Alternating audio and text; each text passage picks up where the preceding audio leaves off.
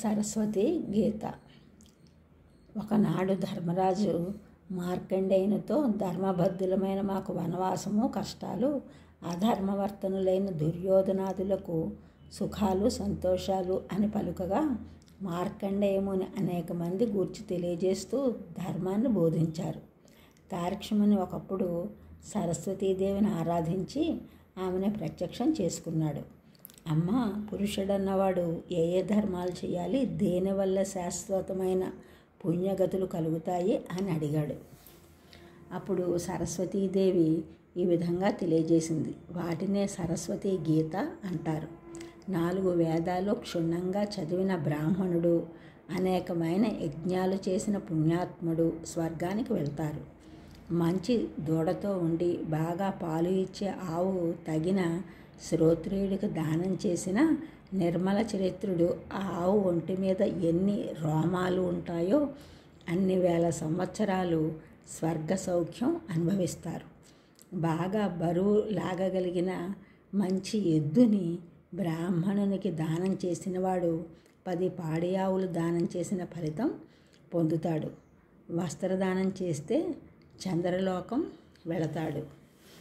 బంగారం దానం చేస్తే స్వర్గలోకానికి వెళతాడు. 7 సంవత్సరాలు దీక్షగా నెయ్యితో హోమం చేసి అగ్నిహోత్రుణ్ణి తృప్తిపరిచినవాడు 14 తరాల పితరులను వెంటబెట్టుకుని స్వర్గలోకం వెళ్తాడు. సదా సర్వదా శుచిగా ఉండి అగ్నిముఖంగా దేవతలను తృప్తిపరిచినవాడు గోలోకం అనగా స్వర్గలోకం వెళ్ళి చిరకాలం సుఖపడతాడు. అగ్నిహోత్రం అంటే అన్యం కాదు, అది నా స్వరూపమే. సమస్త యజ్ఞాల్లోనూ కల్పింపబడే విశిష్ట ద్రవ్యాలు యావత్తూ కూడా నా అధీనమే. నమ్ము. మహనీయమైన అగ్నిహోత్రంలోనే నేను ప్రభవిస్తాను. ఆత్మజ్ఞానం కల మహాత్ముల సంశయాలను నేనే తీరుస్తాను. తపస్సు, స్వాధ్యాయము, దానము, వ్రతము వీటి మీద ఎప్పుడూ ఆసక్తి గల తపోధనులు శోకతాపాలు లేకుండా ఎక్కడైతే సుఖంగా ఉంటారో అదిగో అదే నా పరమపదము.